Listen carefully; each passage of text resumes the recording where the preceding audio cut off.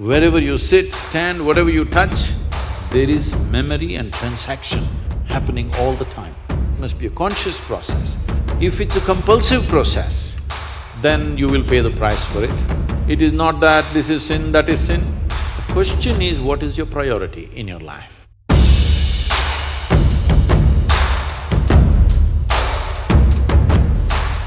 Sadhguru, how can a person stay committed to someone in a relationship? Is it natural to love someone and yet be sexually attracted to others? What should be the proper course of action that should follow, or how does one handle this? See, there is a psychological integrity, there is emotional integrity, but there is a biological integrity also. Integrity does not mean morality. Integrity means you create a situation where it works best for you. So when we say integrity, suppose I say, there is a certain integrity to my body, this means it's strong and resistant to a whole lot of things, isn't it? It doesn't mean I'm morally stuck in something. So I'm talking about… I want you to understand the word integrity in that context. We're talking about integrity in terms of strength of this life. So if that is the thing, is it true? Do you remember how your great-great-great-great-great-grandmother 10 generations ago looked like? Do you remember? No. But her nose is sitting on your face. Yes or no? Body remembers, isn't it? Body remembers your forefathers 1,000,000 years ago. Yes or no? So what you're calling as my body is a heap of memory, isn't it so? Yes. Memory or no? See, now from Nepal you came to Shillong, you eat a lot of this Meghalaya food, your features won't change because your body remembers what is your genetics, no matter what. Or you start eating, let's say, cow's food or dog's food, your body will not get confused and become a dog or a cow because there is evolutionary memory in this. Do what you want, it never gets confused, isn't it? You start thinking I'm a dog and start barking like one, still the body won't change. Yes or no? Mentally you can, but body has such a deep-rooted memory. So this entire body, what you have, is essentially a certain integrity of memory. If that loses that memory integrity, then you will see it will become vulnerable to so many things. Now, the nature of the body is such that anything that you touch with a certain level of involvement will naturally absorb that memory. Not mentally, physically it'll absorb that memory. Traditionally in this culture we call this runanubandha. You heard of such a word? Runanubandha. What this means is physical memory that you gather. Why people… you will see this with people, let's say in their home, they will go and sit in one place. This will usually the older people you will see, they want to go and sit in the same place. They won't sit in another place. Have you noticed this? Even your dog, he comes, if he wants to sit here, he'll smell this, he'll smell that, he'll smell that, he'll smell that. And after much searching, he will settle down in that particular place. Next time you chase him somewhere, he comes, he goes and sits in the same place. Because there is memory. Today there is forensic equipment where you're sitting here right now, you went away. After 2, 3, 8 hours, if they come, not with a dog can easily do it. But with forensic equipment, we come here and just check this chair and we know it was you who was sitting here, not somebody else. So there is memory. Wherever you sit, stand, whatever you touch, there is memory and transaction happening all the time.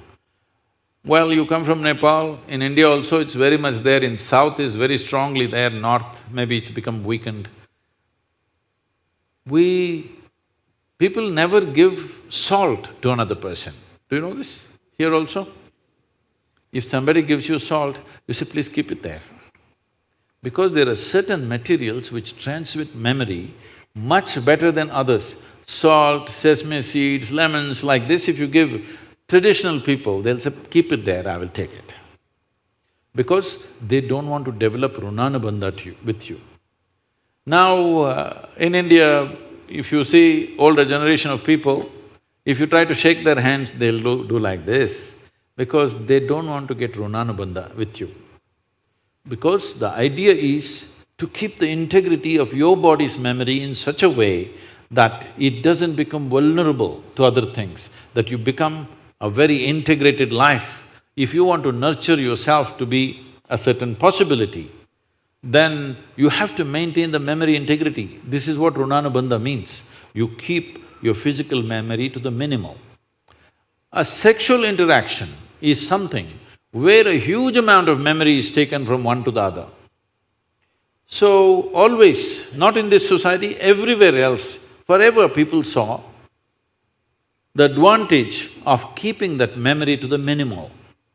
If you make that memory very complex, you will see to be at ease will become very difficult after some time. There will be pleasure, but there will be no joy in your life. You can observe people, don't go by what I'm saying.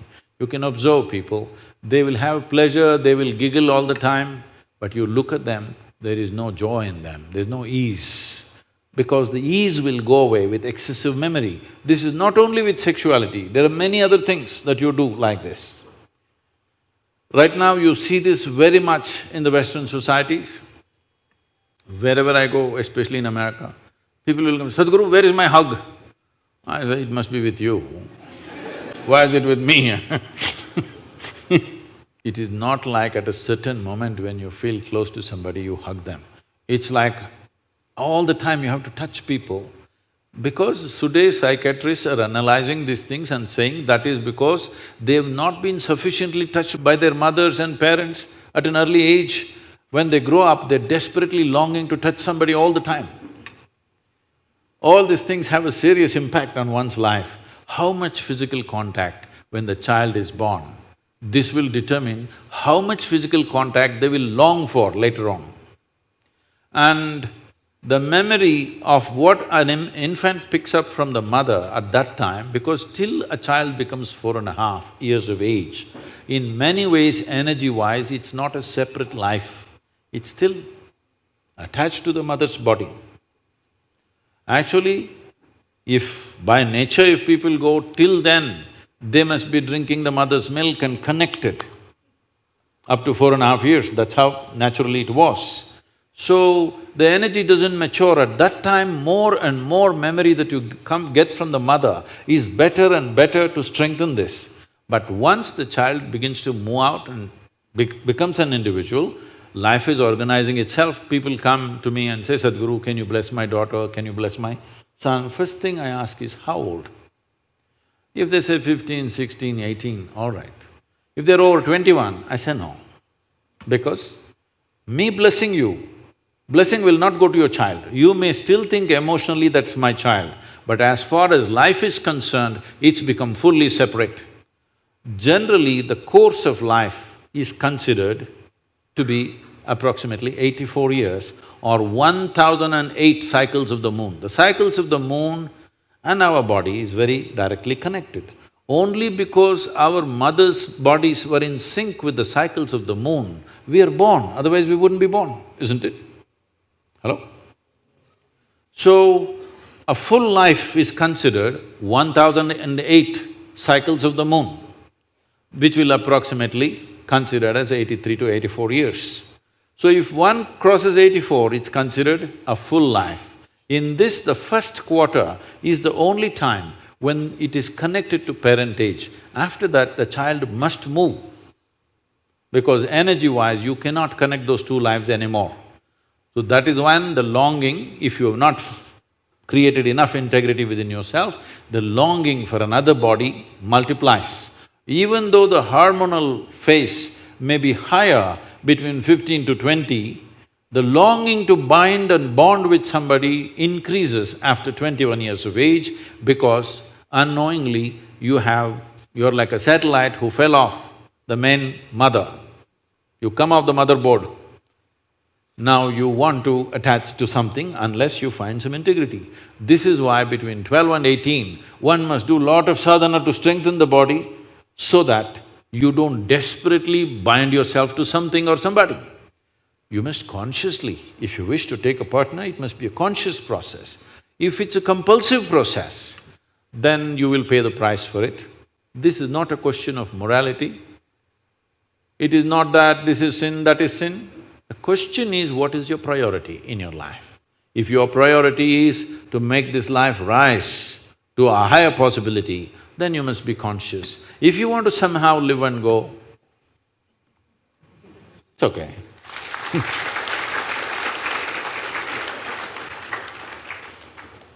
Thank you, Sadhguru. I'm sorry if I discouraged You just answered my question, Sadhguru. Thank you so much for that.